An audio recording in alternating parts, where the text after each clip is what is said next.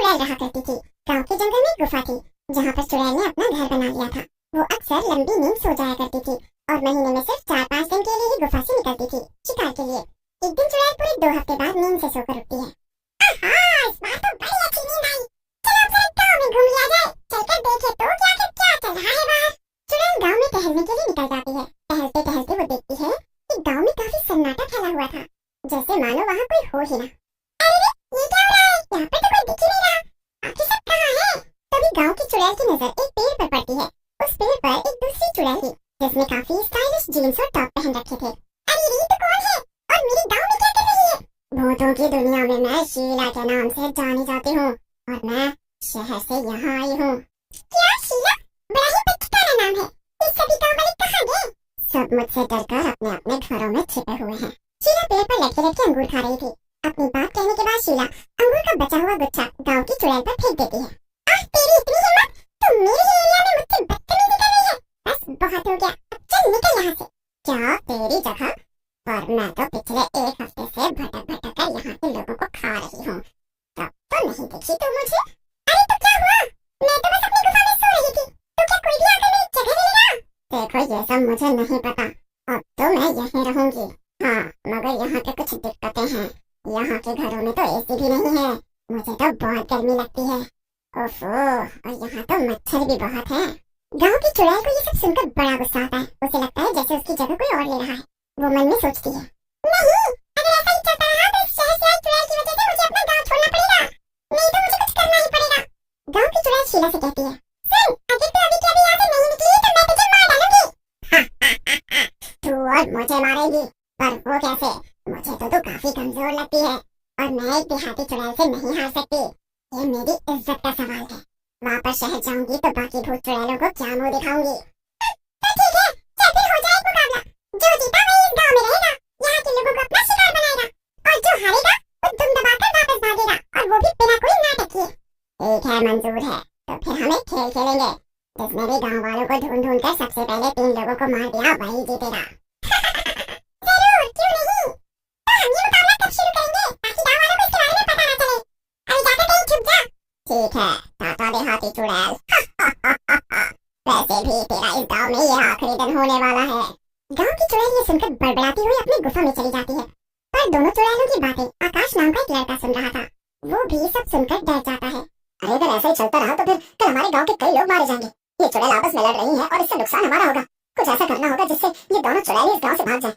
जल्दी से चलकर सबको ये सारी बातें बताता हूँ। आकाश कुछ देर सोचने के बाद अपने 2 दोस्त बिरजू और श्याम को अपने घर बुलाता है। क्या हुआ आकाश, तूने हमें घर क्यों बुलाया? तुझे पता नहीं क्या आजकल गांव में शहर से आई चुड़ैल घूम रही है और बाहर बहुत खतरा है इस समय। हाँ, मेरी दादी ने भी घर जल्दी आने को कहा है। तू जल्दी बता तुझे क्या काम है और फिर मैं अपने घर जाऊँ। अरे तुम लोगों को पता है कि गांव में एक नहीं बल्कि 2 चुड़ैलें हैं। एक जो शहर से आई है और एक जो गांव में हमेशा से रह रही है। और उनके बीच आज बहस हो रही थी। मैंने उनकी सारी बातें सुन ली। कल वो दोनों लोगों को मारकर खाने का एक मुकाबला करेंगी जिसमें कई गाँव वालों की जान जा सकती है। क्या? तो अब क्या, हमें जल्दी से गाँव वालों को यहाँ से जाने को कहना चाहिए ना?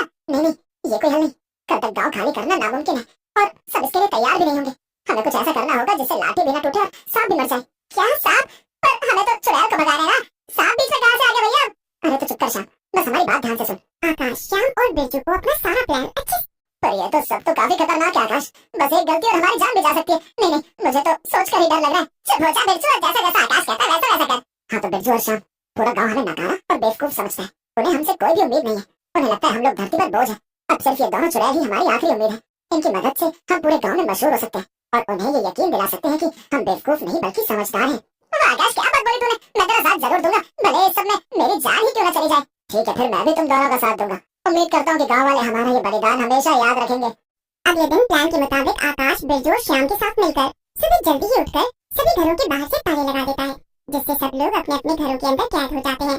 सभी लोग अपने अपने घरों के अंदर से चिल्लाते हैं, अरे निकम्मो, क्या नाटक कर रहे सुबह सुबह? हम सबको अंदर कैद क्यों कर दिया? मार मांग रहे हो क्या? अरे चाचा जी, आपको नहीं पता, हम तो आपकी जान बचा रहे हैं। चलो, एक काम तो हो गया। अब कोई भी गाँव वाला अपने घर से बाहर नहीं निकल पाएगा। इससे इन सबकी जान सुरक्षित है। हाँ, अभी तो ये लोग हम पर चिल्ला रहे हैं, लेकिन जब इन्हें पता चलेगा कि हमने इनकी जान बचाई है तब ये हमें शाबाशियां देंगे। चलो अब हम भी छुप जाते हैं, वो दोनों चुड़ैल आती ही होंगी। फिर बिरजू, श्याम और आकाश तीनों एक पुराने घर में छुपकर चुड़ैलों के आने का इंतजार करने लगते हैं। थोड़ी देर में शहर की चुड़ैल शिकार के लिए निकलती है। शहर की चुड़ैल गांव भर में लोगों को ढूंढती है पर उसे कोई भी नजर नहीं आता। जल्दी जल्दी से मैं जाकर 3 लोगों को मार के खाती हूँ। लेकिन अभी वो गंवार चुड़ैल तो सो रही होगी। जब तक वो उठेगी तब तक मैं अपना काम पूरा भी कर लूंगी और फिर उसे टाटा बाय बाय कह दूंगी। शहर की चुड़ैल गांव भर में लोगों को ढूंढती है पर उसे कोई भी नजर नहीं आता। ये सब क्या हो रहा है, कोई भी नजर क्यों नहीं आ रहा मुझे। चलो चलकर सबके घरों में देखती हूँ कि आखिर माजरा क्या है। शहर की चुड़ैल देखती है कि लोग अपने अपने घरों में बंद थे और किसी ने बाहर से ताला लगा दिया था। अरे ये सब किसने किया, अब मैं क्या करूँ। ओह मेरे लिए तो अच्छा ही है, जैसे मुझे गांव में कोई भी नजर नहीं आया वैसे उस गंवार चुड़ैल को भी लगेगा कि गांव में कोई भी नहीं है। अब वो मेरी तरह स्मार्ट तो नहीं है जो वो सच नहीं जान पाए। हाँ पहले चलकर उसे बेवकूफ बनाती हूँ और फिर आराम से आकर इन लोगों को खाऊंगी। ये सब तो वैसे भी कैद हैं तो ये कहीं भाग भी नहीं पाएंगे। ये क्या बात है, आज कोई भी गांव वाला नजर क्यों नहीं आ रहा है। शहर की चुड़ैल ने मौके का फायदा उठाया और गांव की चुड़ैल से कहा, नजर कैसे आएगा, मैंने सबको खा तो लिया है। क्या सबको खा लिया, अरे ऐसा कैसे हो सकता है भला, तू सबको एक साथ कैसे खा सकती है। अरे तेरा हाजमा खराब होगा, मेरा पेट तो बहुत मजबूत है, मैं तो एक साथ 150 इंसानों को खा ही सकती हूँ। और जब एक बार मैंने लोगों को खाना शुरू किया तो मुझसे रहा ही नहीं गया और मैंने सबको खा लिया। क्या, लेकिन ये तो तूने गलत किया, हमारे बीच में तो केवल 3 लोगों को खाने की बात हुई थी। अब क्या, जब इस गांव में लोग ही नहीं बचे तो मैं यहाँ रुककर क्या करूंगी।